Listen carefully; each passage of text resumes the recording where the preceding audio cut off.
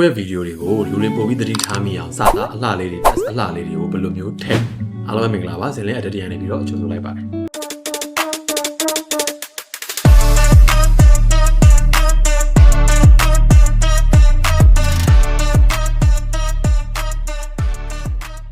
ကျွန်တော်ဗီဒီယိုတွေကိုပို့ပြီးလူတွေစိတ်ဝင်စားဖို့အတွက်ဆိုလို့ရှိရင်ကျွန်တော်တို့ဒီတိုင်းအလွတ်ကြီးထားတာတဲ့စာသားအလှလေးတွေ test အလှလေးတွေထည့်ပြီးတော့ပို့ပြီးတော့ကြည့်ပြောရှုပြောဖြစ်သွားအောင် visual effect လေးတွေနဲ့ကျွန်တော်တို့ပြပေးရပါတယ်ဒီတော့ကျွန်တော်တို့အဲ့အလေးကိုဘယ်လိုထည့်မလဲဆိုလို့ရှိရင်အရန်လွယ်ပါတယ်အခုဒီမှာအားလုံးမြင်နေရတဲ့အတိုင်းပဲကျွန်တော်တို့ CapCut ကိုဖွင့်ထားတယ်ဗီဒီယိုအမဲလေးတစ်ခုအောက်မှာအောက်ခံထားတာအဲ့ဒီမှာကျွန်တော်တို့ဒီဘက်အပေါ် icon တွေကဒီ3ခုမြောက် text ဆိုတဲ့ဟာလေးကိုနှိပ်မယ်ပြီးပြီဆိုလို့ရှိရင်ဒီမှာ attach တွေကဒီ default text ဆိုတဲ့ဟာလေးကိုကျွန်တော်တို့နှိပ်လိုက်ပြီဆိုတာနဲ့ဒီမှာစာသားလေးဒီလေးရောက်လာမှာဖြစ်ပါတယ်အခုလိုမျိုးကျွန်တော်တို့ text box လေးရောက်လာပြီဆိုတာနဲ့ဒီဘက်ကနေရာလေးမှာဆက်လက်မှတ်ပြီးတော့ကျွန်တော်တို့ထည့်ခြင်းနဲ့စာသားလေးကိုအရင်ဆုံးရိုက်ထည့်မယ်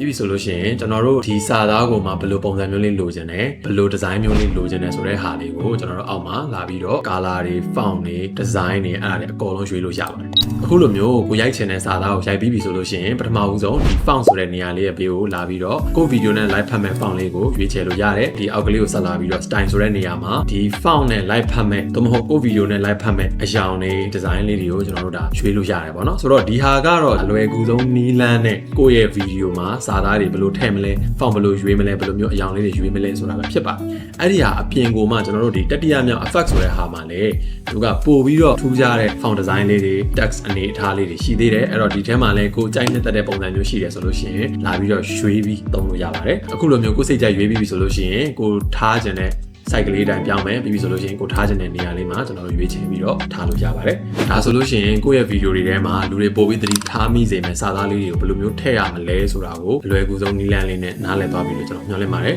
နောက်ထပ်အခြေခံ editing နည်းလမ်းလေးတွေကိုသိချင်တယ်ဆိုလို့ရှိရင်ကျွန်တော်တို့ရဲ့ Select Editing page လေးကို like and follow လုပ်ထားပြီးတော့စောင့်ကြည့်လေ့လာနိုင်ပါတယ်နောက်ထပ်ဗီဒီယိုတွေမှာပြန်တွေ့ပါမယ်